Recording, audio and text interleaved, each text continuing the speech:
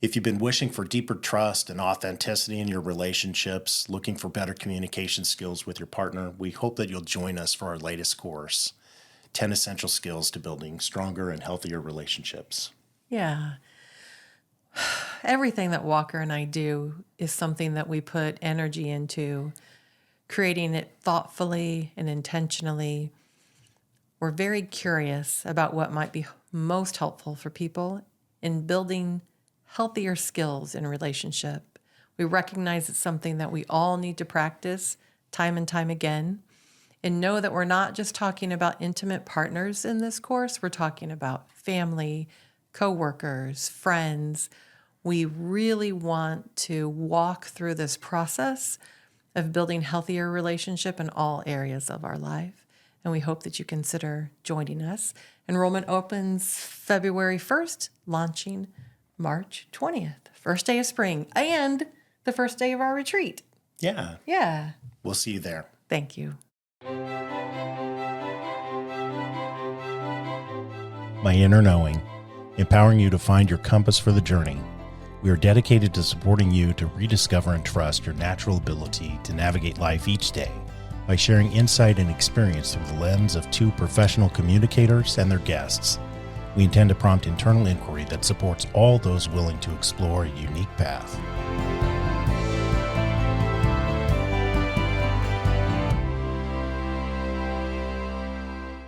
Well, hello. Hi. Hello. Hi, officially. Hi, officially. That's right. How are you, Connor? I'm good. Good. I wanted to acknowledge both of you guys for the space that you're creating and just how you guys are, because it is a choice. Like being yourselves and being in general is a choice, and you guys are like fully choosing that. Like being over at your house, like I just felt like I could stay there for a year and no one would care. It was great. Aww. So I really appreciate that. Yeah. Thanks, and Connor. Thank yeah, you. of course. And like your willingness to like help me explore and like what I'm working on, it just felt really nice, and I just feel like really appreciated and seen. So thank you. Thank Means you. a lot. Yeah, thank you. We've enjoyed our time with you. Yeah, it's been really nice. Likewise. Yeah. Yeah. And we look forward to this conversation today. Me too. I've been really excited about it. Well, good. Yay. Well, when you think about your inner knowing, as best as you can describe it at this point in your life, what does it feel like for you?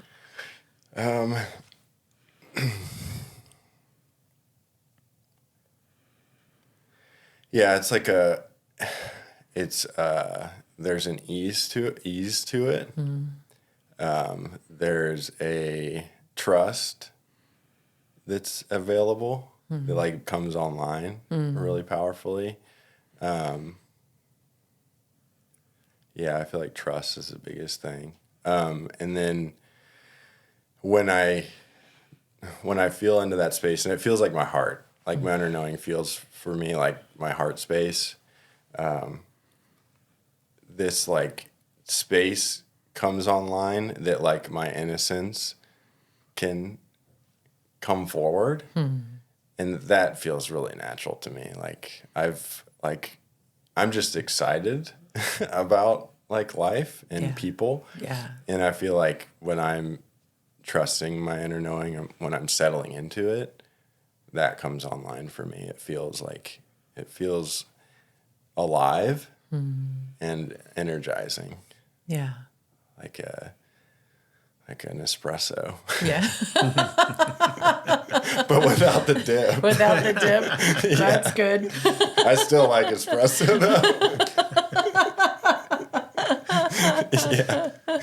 So it's like it feels like a really beautiful space. Someone in the workshop from last night, someone was describing to me what they were seeing, and it felt like they were seeing my heart. And they were describing, they were describing like me as a boy with overalls on. She didn't say cowboy boots, but I would have probably had cowboy boots on. Yeah. But I was like kind of frolicking through the woods, like, and then through an open field, and just like really happy by myself, but not alone. You know, not feeling alone. So yeah, it's kind of that space. Yeah. That's nice. Yeah. Yeah. When do you think you realized it was even a thing for you? Yeah, that's a good question.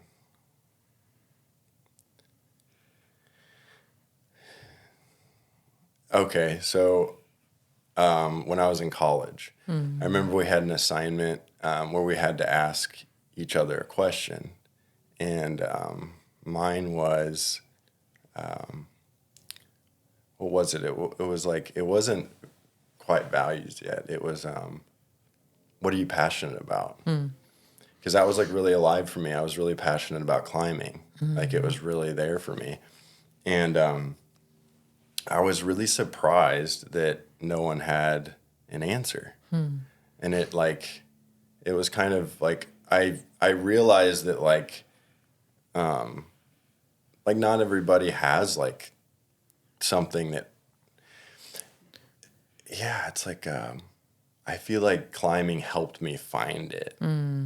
Because I feel like I started to get kind of disconnected from my body. Okay. And it helped me find like this space of like trust in myself. Just how I navigated the world, and also navigating like fear, like being in situations that aren't necessarily dangerous, but they're really scary. You know, everything in my being doesn't understand that I'm safe. Right. Because I'm high up in the air. So I feel like that is when it started to like bubble up for me. And then that class is when I realized like that, why is this important for me? And like, why do I have this? Why is this here for me? And then other people, it's not there for them. I was just like, I started to notice it and question it. And then I read Viktor Frankl's Oh, sure. Man's Search for Meaning. Search for Meaning. Yeah. And that like brought meaning making into my awareness. And that was like a huge shift. And then Maps of Meaning, Jordan Peterson has this lecture series that he did a long time ago when he was a professor. And he goes through and like maps out like the Bible, but is in a meaning making sense. And that had a big impact on me too, because then I had a context for, religion can be like these old stories can be like these beautiful stories that I can have my own context for and meaning making around. Yeah. It doesn't have to like be a certain way. And that helped me see like a lot of the beauty in like different religions is more of like something to be experienced and not something to like identify with. Because I think I was in the world of like the wrong making of like identifying with a certain religion Okay. at the time. So that gave me a broader context of like exploration. And I got excited about like, what is this meaning making deal? Like, Okay. where am I making meaning? Where am I not making meaning? And it really started to shift like what I was doing. I remember I was like, okay, I don't want to go to college anymore. I know that's like alive for me. And I was like worried about talking to my parents about it. Yeah. And this was like soon after that class. Oh, okay. And I sat them down and I was like, I don't want to go to school anymore. I feel like I want to explore something else. I don't know what that is yet. And they were like, great.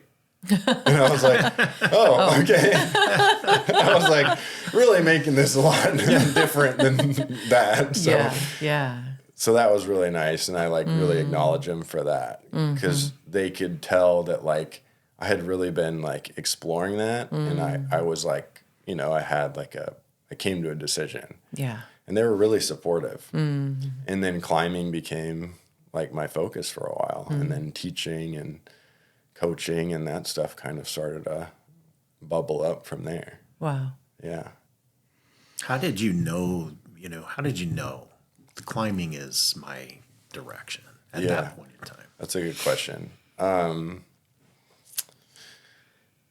I felt like this excitement. Like I never, besides like gaming or even competitive gaming or just like connecting with people, there was like this, I could just do it all the time. You know, it was just, there was always like a newness, a freshness about it. And it just was like endlessly deep. I hadn't at that point yet found something that was like that endlessly deep for me. Yeah, there was like a depth to it that like spoke to me, I feel like. When you say endlessly deep, what do you mean? So if you decide there's not anything else left to discover, you're right. But there always is more if you're open to it. With with anything. But I just had that context with climbing. Gotcha. It was your path. Yeah, I was like, this is endlessly deep. Like I could explore this.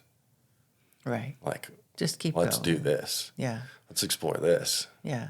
And then the gym owner, one of the first gyms I climbed at was like, would you want to try coaching? I feel like you'd be good at it. And I was like, sure.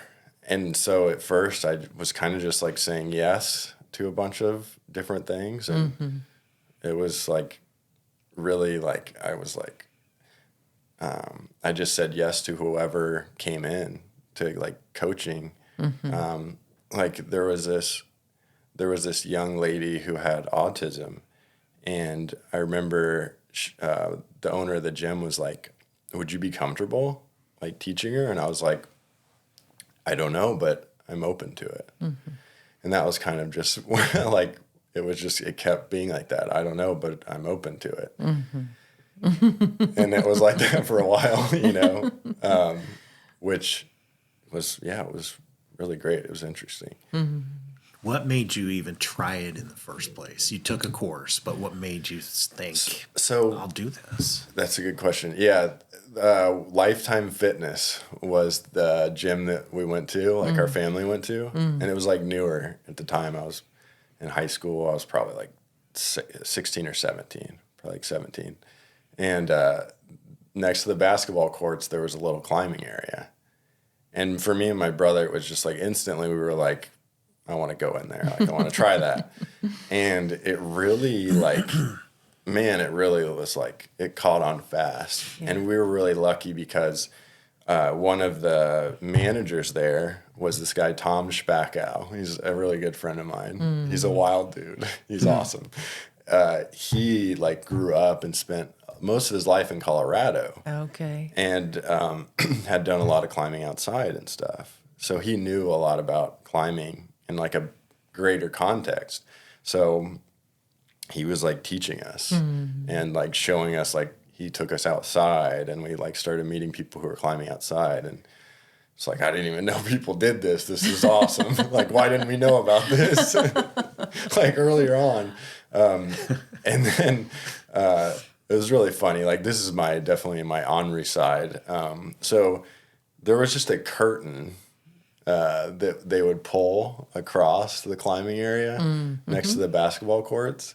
And Lifetime was open, like, I think it was open all night or something like that, which is crazy. But so I would go there. I started going there super late at night, like 8, 9, 10 p.m. And I would just go into the curtain and start climbing. But I wouldn't climb like high up. I'd stay in like bouldering height. And then I realized all that they did to lock where the holds were was an Allen key.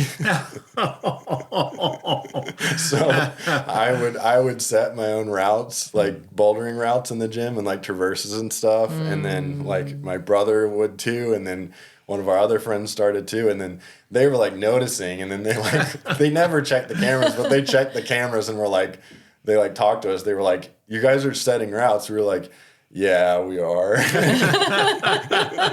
They were like, you have to tell us. Like, you can't just set routes. We were like, sorry. Can we keep doing it, though? Because it's really fun. And so they luckily, like, let us keep doing it. And especially one of our friends that climbed and had climbed outside was setting stuff for us to like teach us like movement to go outside. Interesting. So that really built like Lifetime was like the first place. So like whenever people are oftentimes like have judgment about like where they started climbing because they're like, oh yeah, I just started in a gym. I'm like, I started at Lifetime Fitness next to the basketball courts. Right. Like it doesn't matter. It doesn't matter. No.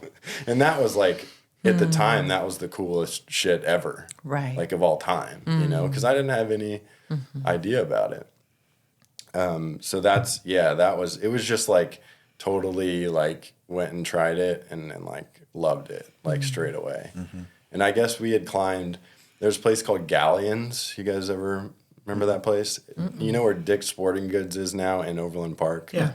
That used to be Galleons. And it was like this really cool, they had like really cool stuff. They had like they had paintball gear, they had climbing gear. Okay. They had more like off the wall stuff.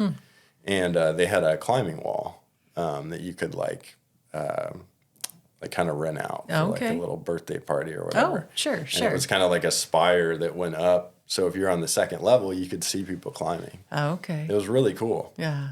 And it was like really far ahead of their time. Like now climbing gyms will do that. So like if you're on the second level, like working out or on an elliptical, people are like climbing past you. Oh, wow. It's like really cool because you're just like able to watch them and it's like really fun. Yeah. But that was like the very first time when we were little, but there wasn't really any place you could do it like consistently, I feel like.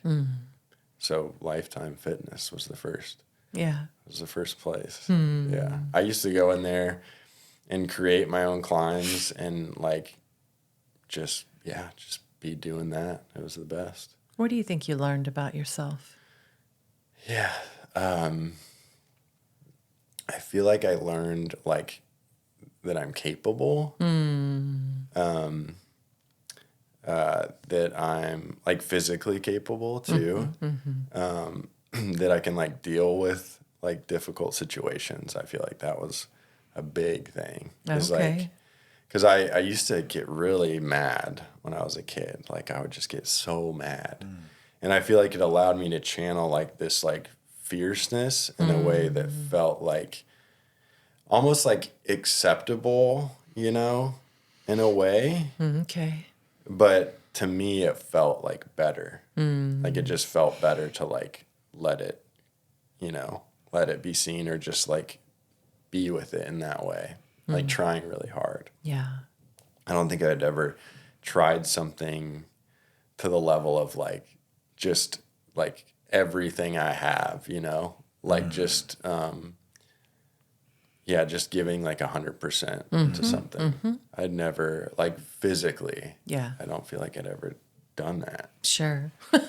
Yeah, maybe with basketball, but with sports, I don't know if I ever got to that point where it was like choice, you know, like I had nothing left, but I could still choose to like keep going and just see what happened. Yeah.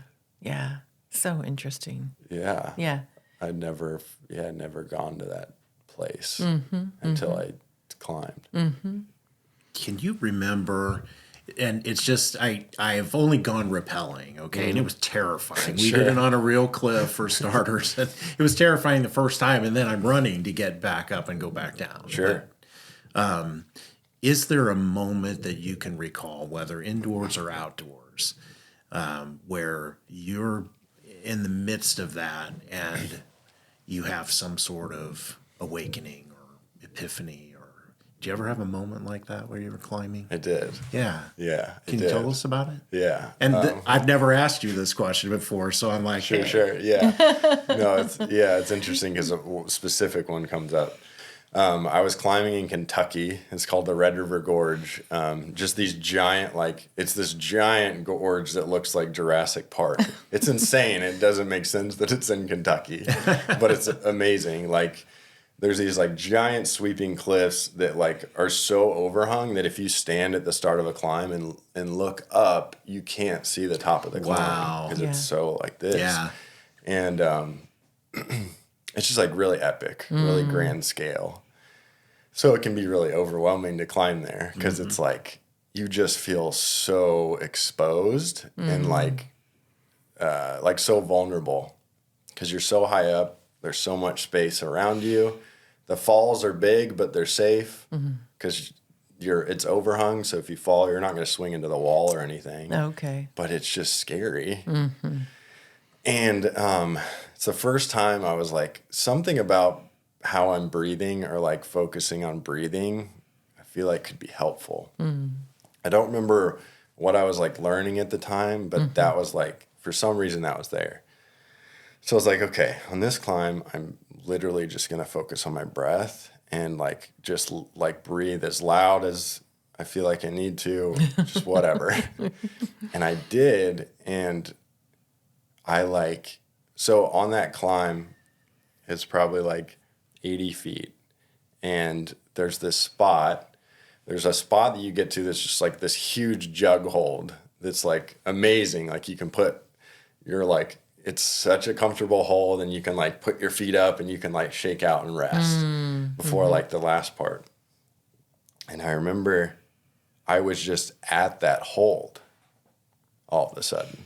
I started the climb and then I like came to and I was at the hold. And I was like, what the fuck? Like I was so present that I got to the rest hold, like relaxed. And then I was like, whoa, I'm right here. And I was like kind of overwhelmed by it because it was like, not that I was like out of my body, but I was like, it almost was like that. It was like I snapped back and I was like at the rest hold, like 80 feet or like 60 feet off the ground, like shaking out. And I was like, whoa, what was that about? And I came down after the climb and my friend was like, that was insane. Like, how did you do that? He was like, you were like I didn't have any hesitation. I was just like climbing, like breathing, like clipping, like usually clips, especially at the time, like, so pulling my rope up to clip to the quick draw. So that way, if I fall from that point. Yeah. And since it's so overhung, it can be kind of spacey, like where your clips are. So when you go to clip, sometimes it can be kind of scary if you're like, kind of let yourself think about it because you're grabbing the rope, so you're looking down, right? So you're pulling the rope up, and then you're seeing where your next clip is. Okay. Where you'll drop. Yes. Yeah. And then you're also like, okay, I need to get this clip. So like if I fall, I'm gonna fall right here. But if I don't get this, I'm pulling extra slack out. So it's gonna be a longer fall, and I can see it's already pretty long. So it's like I was having a really hard time with that, especially on that trip, like dealing with the clipping. And that was like, that really helped me just be really present, just like not think about what would happen if I didn't get the clip, but just being really present with like how my body was feeling and if I could relax and if I couldn't relax, or where maybe I needed to keep my shoulder locked, but I could kind of relax like my arm a little bit, or like maybe I could relax this arm completely, but not this arm almost at all. So it was just like giving me access to awareness instead of just like being in the fear of the experience and being like swallowed by it. Wow. Yeah. Yeah. Yeah. So I think, what I analogize that to is artists, getting in the flow or in the zone. Totally. That was the first time I had experienced flow. Okay. Like that. Yeah. That was the first time because I'd heard people talk about it and I was like, that sounds great, but like, how do you do that? Yeah. Like it was almost a frustration I had about it because I was like learning about breath.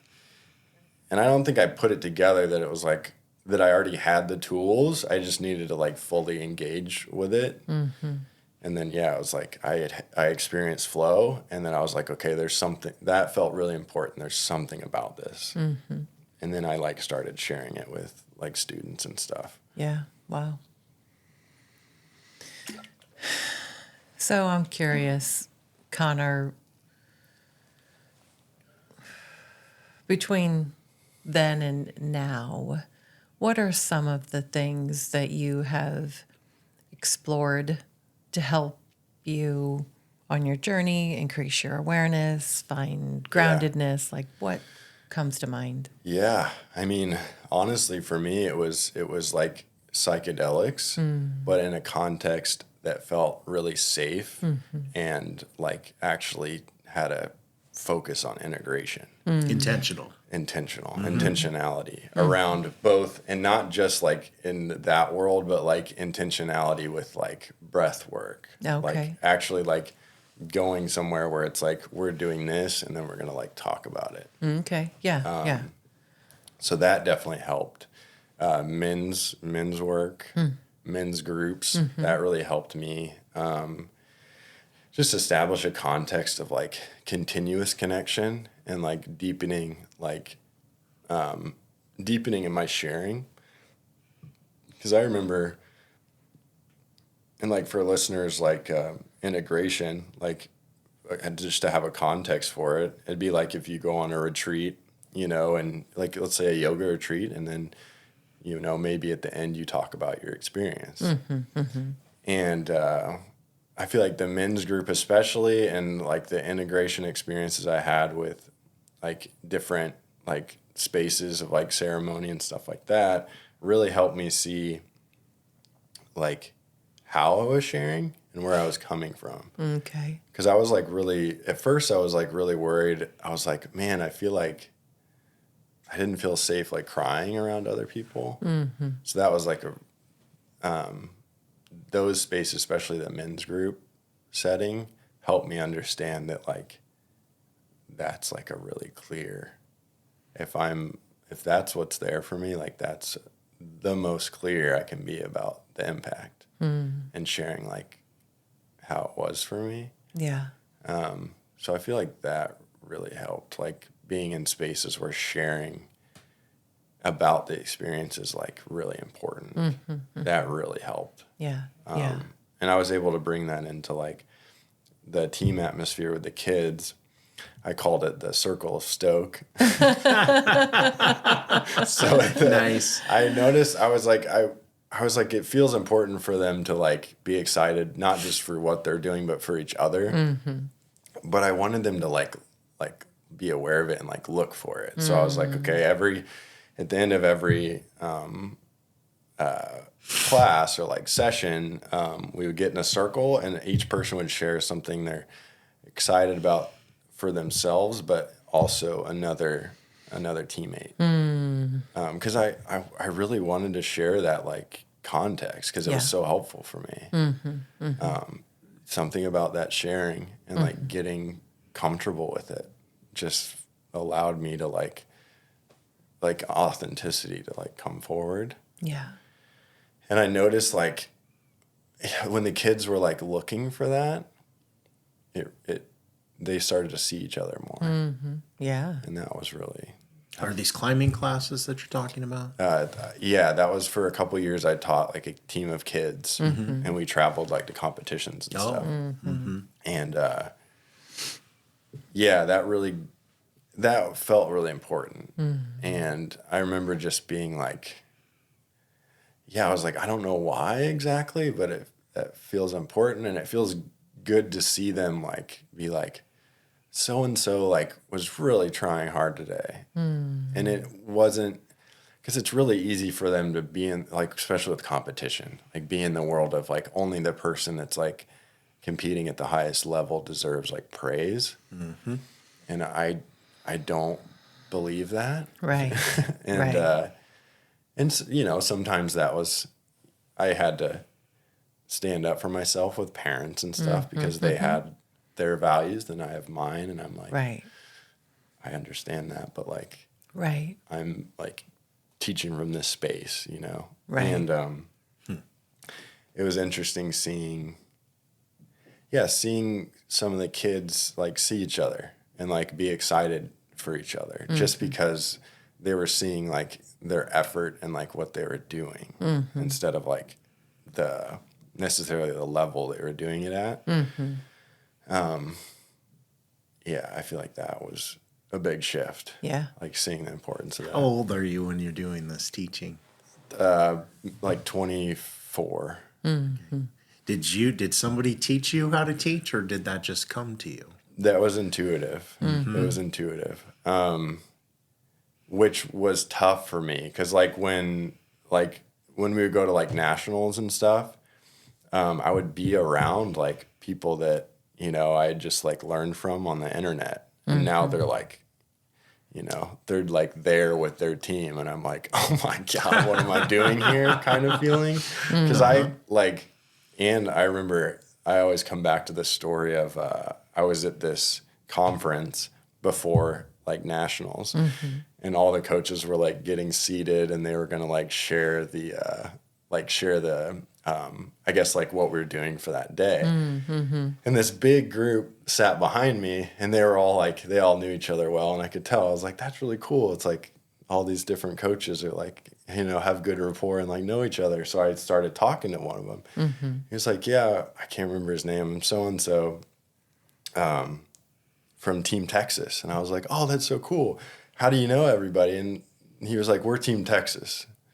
I was like, oh, shit. It was like 10 coaches. Wow. I was like, oh, okay. So, like, part of it was, like, overwhelming at first. Sure. Because I didn't have, like, I had a little bit of structure, but, like, I was kind of the only one. I was, like, the only coach for the team for a while until I did have someone else helping me. That was really helpful. Yeah.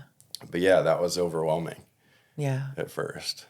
How do you think you found? I'm sorry, It's diving okay. in. I'm so interested. I'll give you your chance in just a second.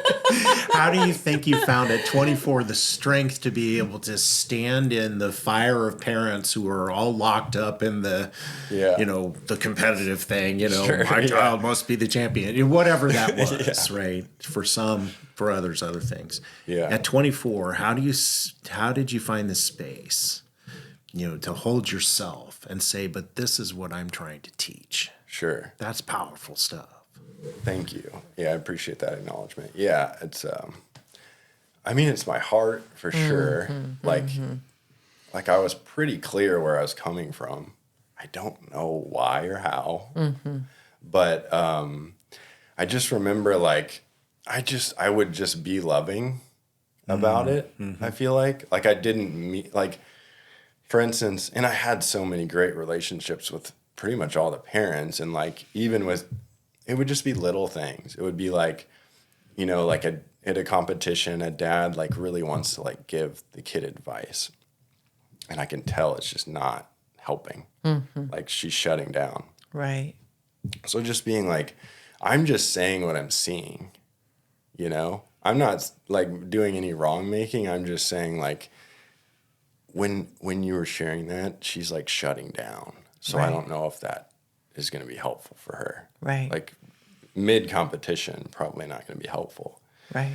Maybe share with me what you feel like you want to tell her, and then I could try because like I'm not her dad. Right. Right. So it was like, it was seeing, but also like we're working together because we both, like I can tell he's doing it because he loves her and he wants, like, I wasn't seeing, even with parents that were being like overbearing, I was seeing what they were wanting to do. It just wasn't working. Right. Right. And I wasn't like, I didn't want to make them wrong. And I feel like a lot of it came from playing team sports growing up. Just like seeing as a kid, like what didn't work. Right. Right. Because that's a world that like that didn't work. You get to see that pretty clearly, So I feel like that gave me a lot of context, like growing up playing team sports. I was lucky when I played basketball that my dad was the assistant coach because he's like very loving. Like when the head coach was being weird, all the kids would be like scooted over next to my dad. There'd be like a gap between my dad and the head coach. Yeah. I got you. Yeah. All the kids are like, oh God, he's weirding us out.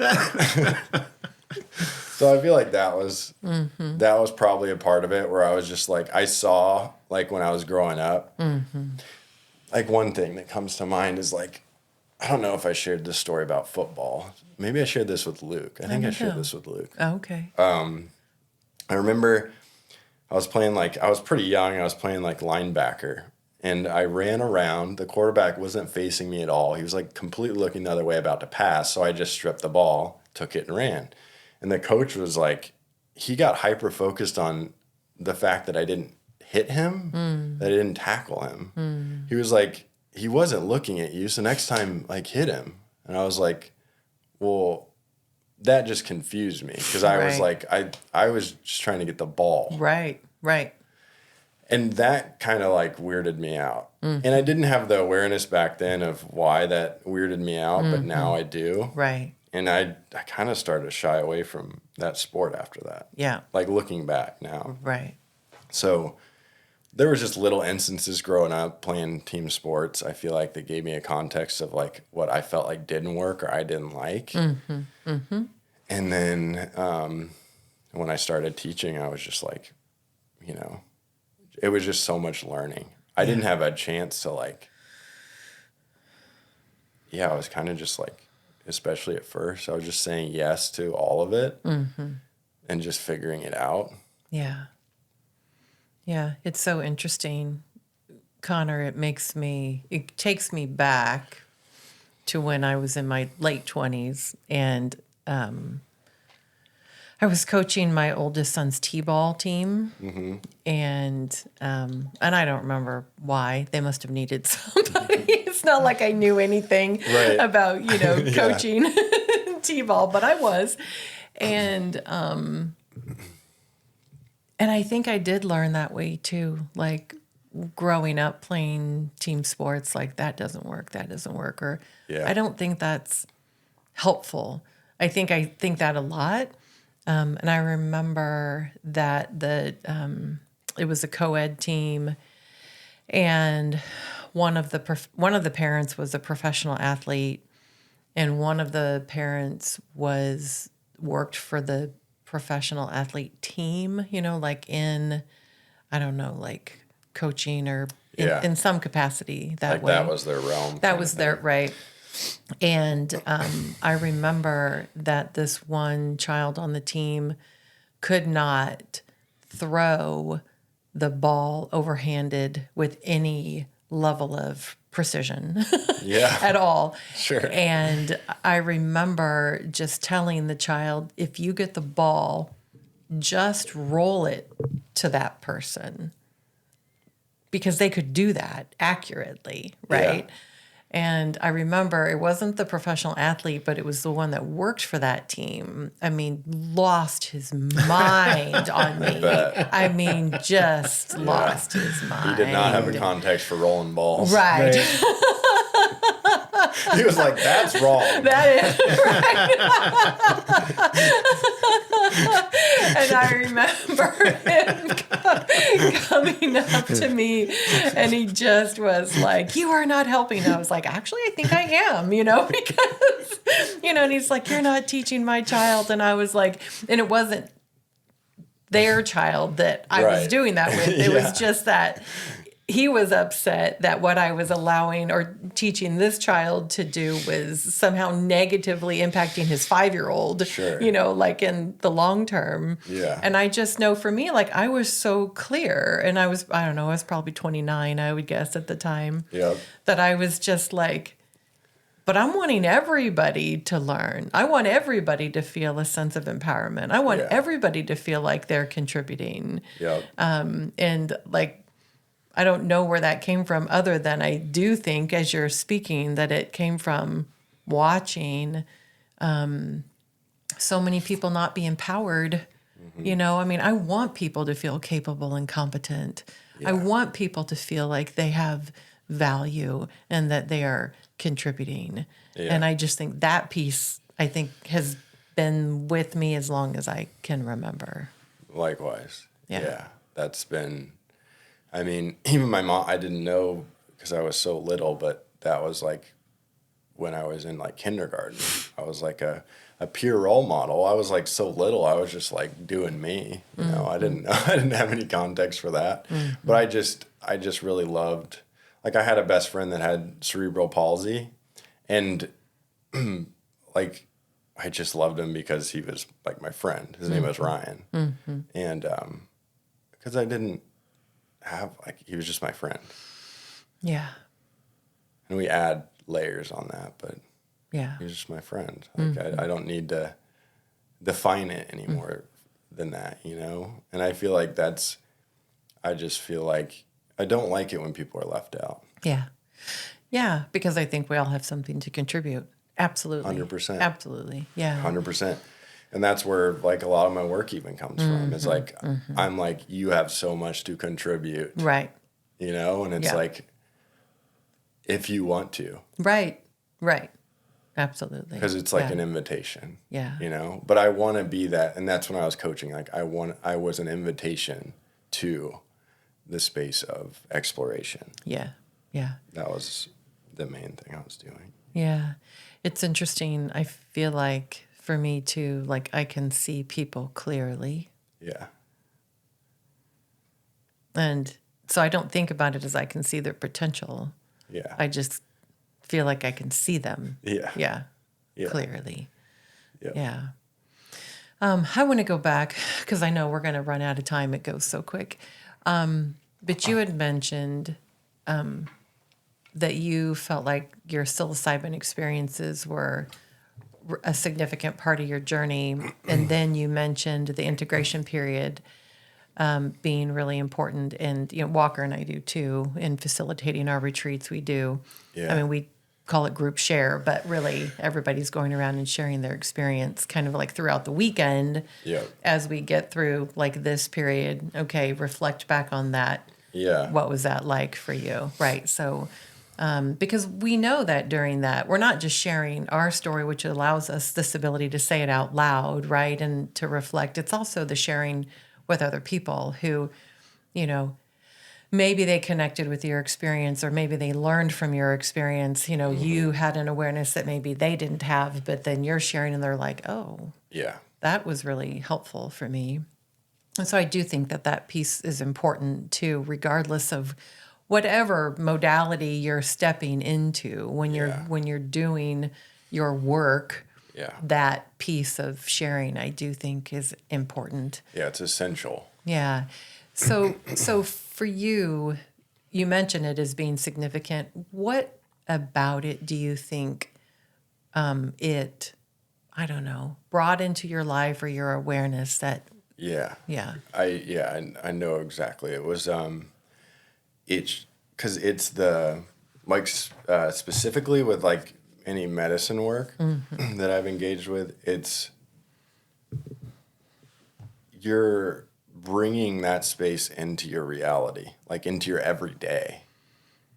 So integration is your opportunity to start Okay. bringing that into your reality, like that medicine space. You're like, because it's always available. That medicine is just reminding you that it's available. So what integration taught me is that space is always available. And then I can choose to cultivate it in my everyday life.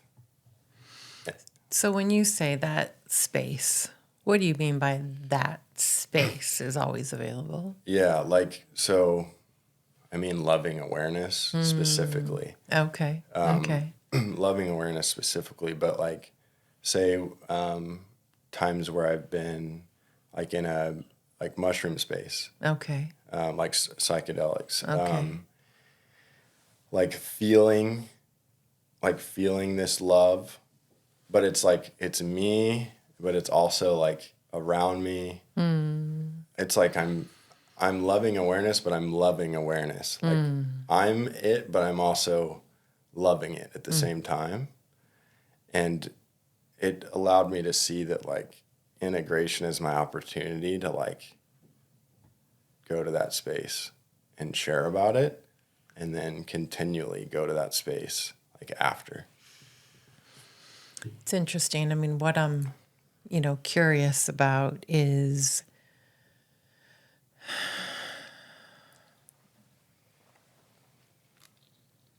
so is it an opportunity to remember what we have forgotten about loving space or even maybe to experience it for the first time.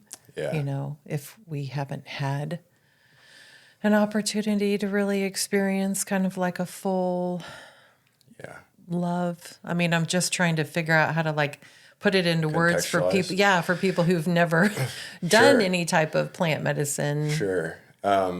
Yeah, it's for me, it's like there's like a reverence. Okay. There's a reverence there, which is like my intention, I feel like, is where the reverence comes from. It's like Okay. I'm going into this because like I want to explore and I want to have more space for love like in Okay. my life. And then what is it? It's like it is a remembering. I feel like it's a remembering for me.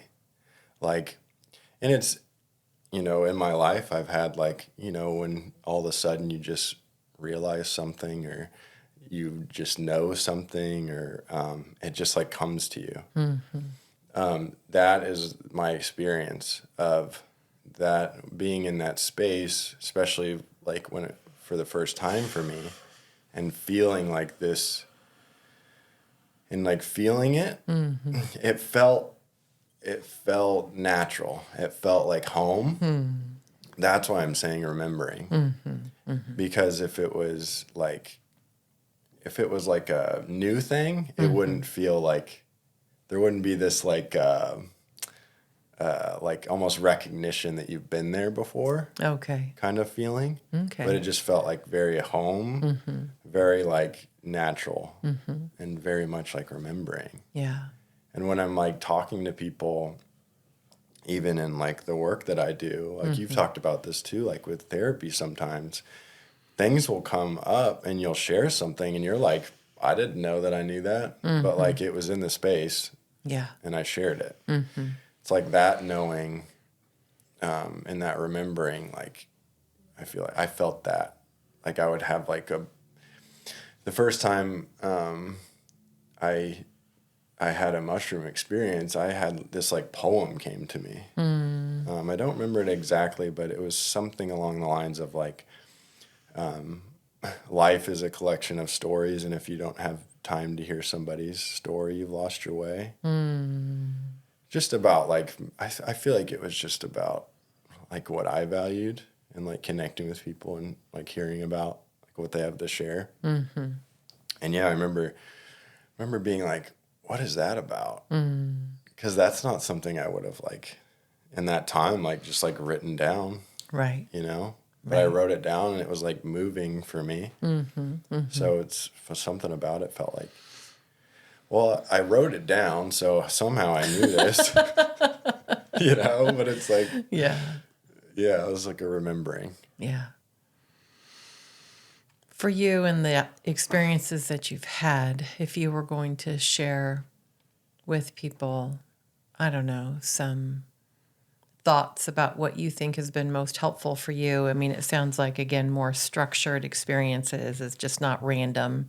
You're Yeah. very intentional about what you're doing. Yeah. And so A safety element. So a safety Super element, important. yeah. So a well-respected facilitator. Yeah, somebody I trust deeply Yeah. that's like there for me. Right. And for everybody there. Right.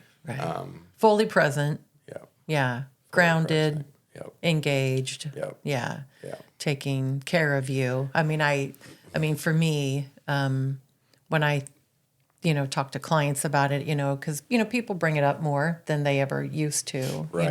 Yeah, it's like kind of in the zeitgeist a little bit more. Yeah. And so one of the things I recommend is, just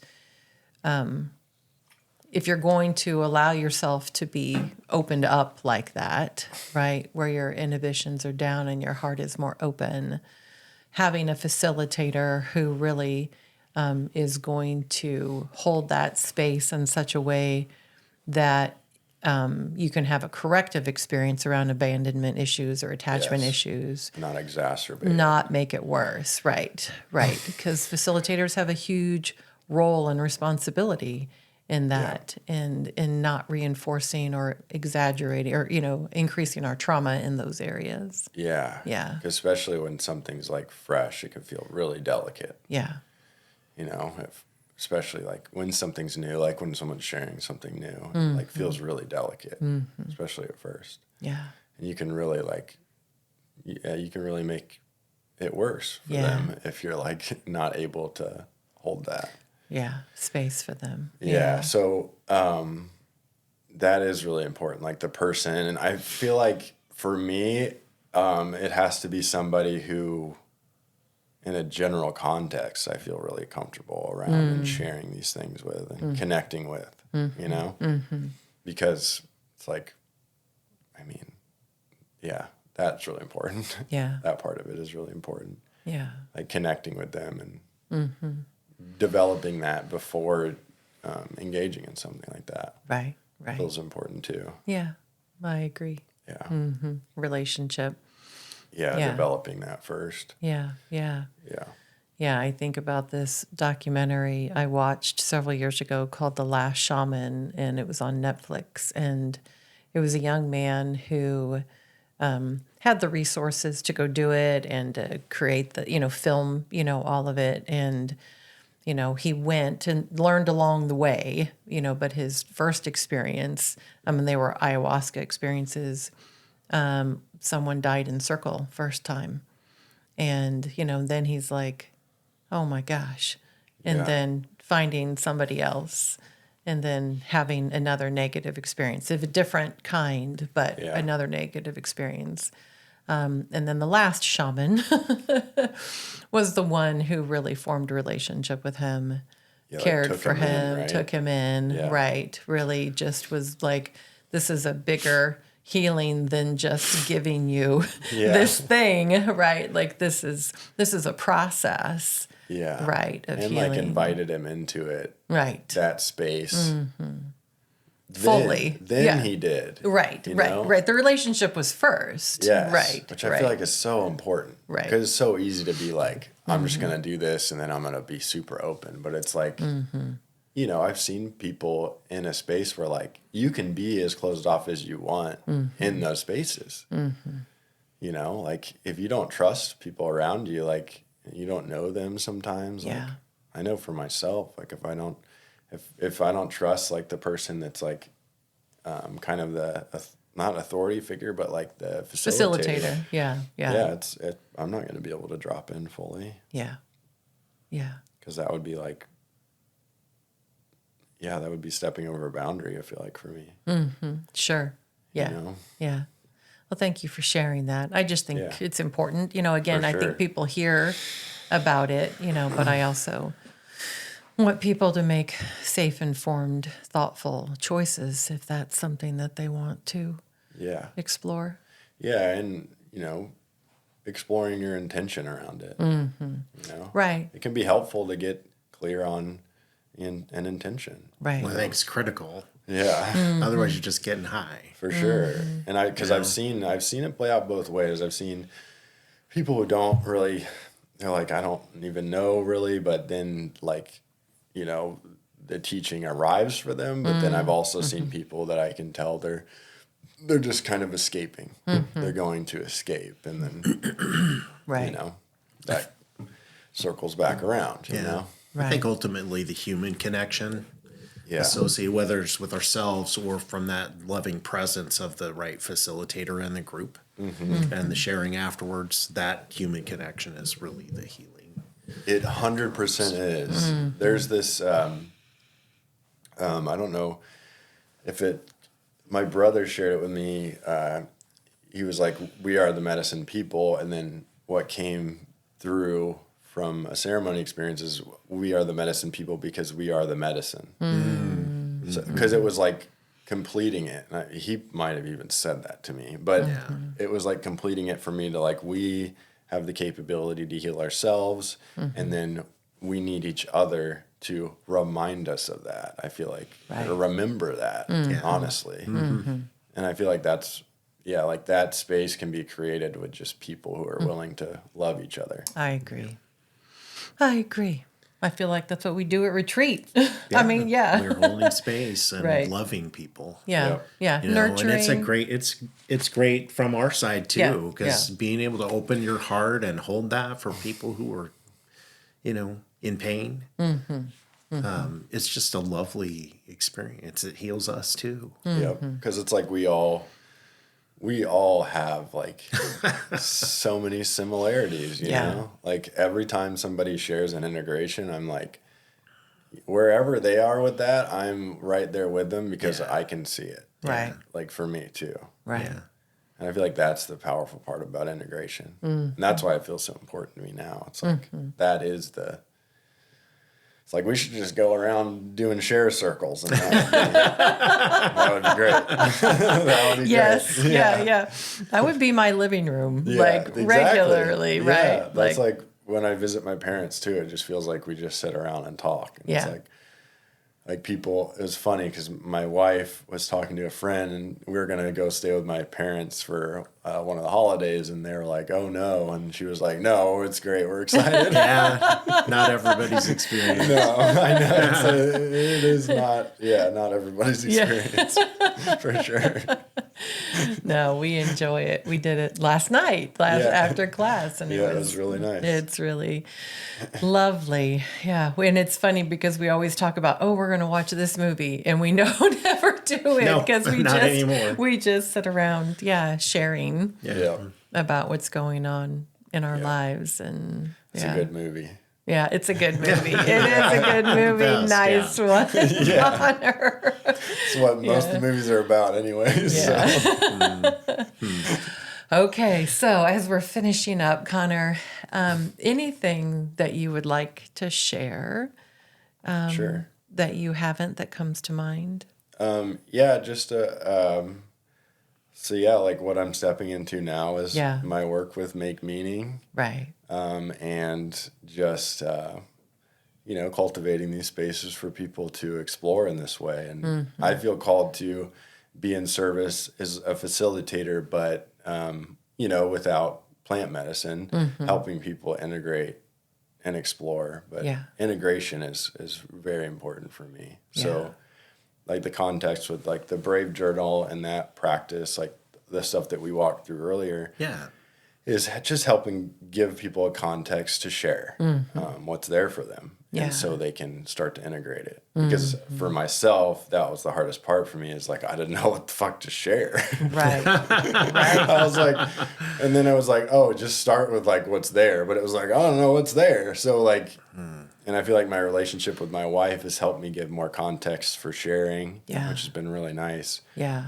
Hard at first because I didn't have context for it. So I kind of shut down, but now I have more context for sharing. So that's like the journal and the mapping that I'm doing is just helping give people a context for themselves and what they value, specifically what they value. Yeah. Because I've noticed that for me, my values are connection, expression, and service. If I feel into those, I get a real sense of if I'm in alignment or what I want to create from that space. And feeling into that space is how I created my business. Because I was like, and service popped up for me as my third value when I was exploring that space. It was wisdom, which is your values can shift and change, and that's perfect. Yeah. Because you shift and change. And all the time. All the time. The hope, anyway. Yeah, exactly. Right. And some, like connection's always been there for me. But yeah, just being in service in a space to help people connect and help people express what's there for them, and so they can create more space for love, both for them but also for other people. Yeah. So the Brave Journal, it's an acronym, right? Yeah. What does it stand for? Sure. So it's breathe, release, allow, visualize, express, or explore if you're going to keep going, but express if you're going to, outwardly express about it. Breath. So I like to picture it as a circle with breath in the middle and then the other branches coming off of it. Because like breath is kind of how you move through those different spaces. And I could go straight from breath. I could go straight to expression. But oftentimes following that wheel from release to allow to visualize and then expressing helps it. But you can always bounce straight to like, I want to visualize, like breathe. visualize. Like you can go wherever you want, but following the wheel helps. Yeah. And it kind of creates like an ease where like almost you can like sync, you know, each wheel you can sync until you're like, oh, okay, me, cool. So it gets people in this space where they can then do the work with you on identifying the core values and next steps. Yeah. It helps them get a sense of like what's there. Yeah, because when exploring values too, what often will happen is we'll be able to talk about like, you know, what's been blocking those, or and that like awareness and that practice helps kind of sift through it, because a lot of times sharing new information, like, you know, you want to protect it, or like judgment will come up around it, or so it helps them like soften that piece, like that protective piece, and just be in the sharing of like what's there. Yeah. I mean, having gone through the process briefly with you this morning, you've got just this great insight, and your loving kindness just shines through the whole process. And it's powerful work that you're doing. So and I know you're in process of getting it set up, but if people want to find out more about you, what can they do? Yeah, so makemeaning.net is my website right now. In this podcast, and I'm getting myself out there and like sharing, and all like this will be a great way for people to learn about me and about what I'm doing. Yeah. So my website right now, and then after the journal's like fully finished and that stuff is ready to go, then that'll be released. And I want to make some courses around both the Brave, that methodology, but also helping people through the value aspect of it. And then even doing like recording some walkthroughs of doing values with somebody. Oh, yeah. Well, you'll do coaching too, right? Yep. And you already do, but you'll be Yes. offering that specifically with the Brave process. Exactly. Yeah. And the coaching I do, you know, if you're looking for, if you're wanting to connect more with yourself, if you like alignment, you know, some people may not have context for that, but like if you feel like sometimes people like say something's missing, or like you just are like, man, I want to like even know what is interesting to me. I feel like that's what I can help do. It's just like give you space to explore like what's there for you, and what you want to create, what you need, you know, like those questions that like we all have. But yeah, and like body work is something that we can explore. Obviously the value work, exploring your personality, exploring blocks around like what you have been creating that maybe doesn't feel good. Yeah. And what that points to is like it's out of alignment, and then that the values can help with that. So it kind of all connects together. But I just overall I just create a loving space for people to show up, and then we can explore what's there. And we're excited for We you are. to join us. Yeah. So You bring Connor, a lot of wisdom, Yeah. and it's going to be powerful stuff. I'm really looking forward to it. And we've done a lot of different work across the country. Yeah. And we're very impressed. Yeah. thank you. Yeah. Yeah. I mean, you just got this powerful heart space. Thank you. Yes. That means a Yes, lot. you do. So just to be clear, Connor's joining us for the retreat March 20th through 23rd. Yep. And so he'll Be there the whole time. He I was will very be adamant there. about that. I was like, I want to do it too. He's going to be there the whole time as a participant, but then he's also going to be a guest facilitator walking us through the process, so that as part of the retreat, when people leave on Sunday, they have a plan in place. And Kind of like a context to explore and like open. Yeah. Yeah. So thank you, Connor. Thanks, Connor. Yeah. And thank you for today. It was Yeah. great. Yeah. Always really nice nice. to spend time with you. Yeah. Thanks, guys. Yeah. We are so excited about sharing with you our new retreat, Becoming Unshakable, from Self-Doubt to daring. We love doing retreats. It's a lot of fun. Yeah. We really enjoy that group in-person process. Everything that Walker and I create is something that we do with a lot of intention. Every retreat we do is a new retreat. We don't repeat retreats. And so it's always an adventure for us in creating the next one based off where he and I are in our own personal growth journey. Yeah. We look forward to holding space for you. Yeah, we hope you'll consider joining us. Thank you for joining us today. We are excited to explore life with you. We encourage curiosity, self-growth, and we strive to be more compassionate every day.